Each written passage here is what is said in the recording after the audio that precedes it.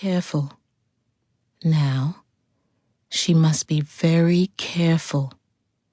Just one drop of the captured sunlight on the rock salt would set off quite the explosion. Sevana held her breath as she leaned carefully over her work table, holding her arm steady with her other hand, muscles tense. Just a few more inches, and she'd be able to insert the captured sunlight liquid into the mixture. Just a drop.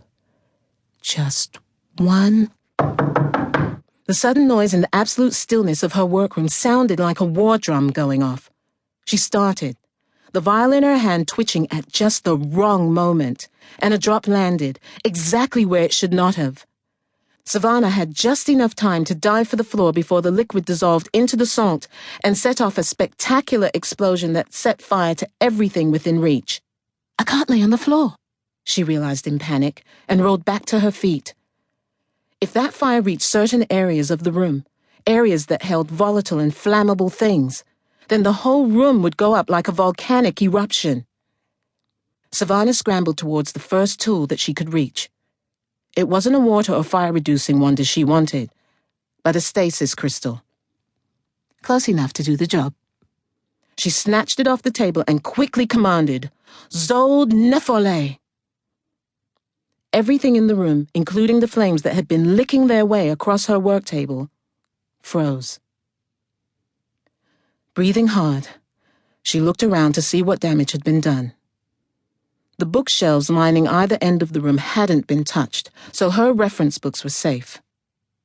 This was a fortunate thing, for whoever it was knocking on her door, it meant they could live to see tomorrow. But the rest of the room? Ash. Her long wooden work table was scorched all along one end. She'd likely have to replace the whole thing. Everything on top of it was melted.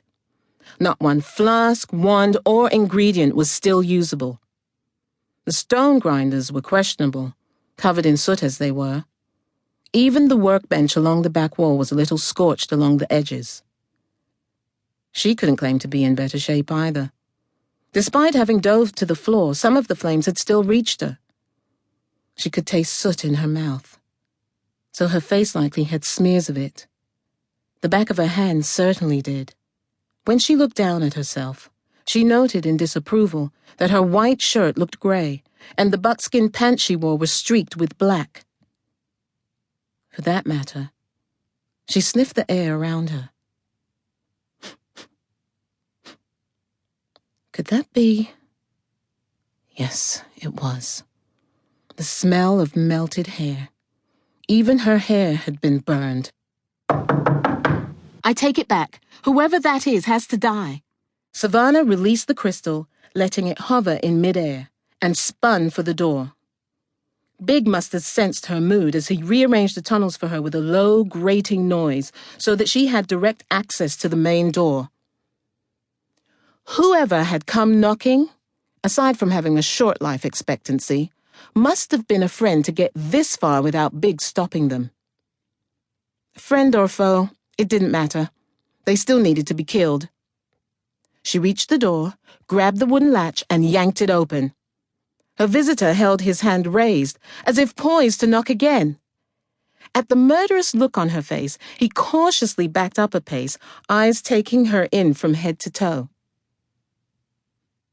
Did I catch you at a bad time, Sev?